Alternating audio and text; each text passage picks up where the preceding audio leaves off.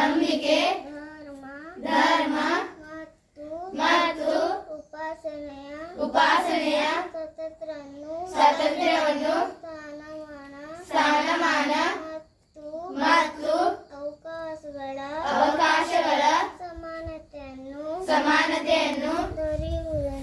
ದೊರೆಯುವಂತೆ ಮಾಡುವುದಕ್ಕಾಗಿ ವ್ಯಕ್ತಿ ಗೌರವ ದೇಶದ ಏಕತೆ ಮತ್ತು ಸಮಗ್ರತೆಗಾಗಿ ಎಲ್ಲರಲ್ಲಿ ಭ್ರಾತೃತ್ವ ಭಾವನೆಯನ್ನು ಮೂಡಿಸುವುದಕ್ಕೆ ದೃಢ ಸಂಕಲ್ಪ ಮಾಡಿ ನಮ್ಮ ಸಂವಿಧಾನ ಸಭೆಯಲ್ಲಿ 1949ನೇ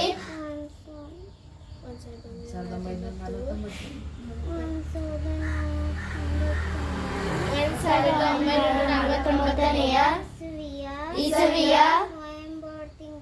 ನವೆಂಬರ್ ತಿಂಗಳ 26ನೇ ದಿನದಂದು ಈ ಸಂವಿಧಾನವನ್ನು ನಮಗೆ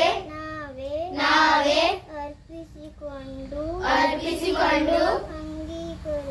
ಅಂಗೀಕರಿಸಿ ಶಾಸನವಾಗಿ ವಿಧಿಸಿಕೊಂಡಿದ್ದೇವೆ.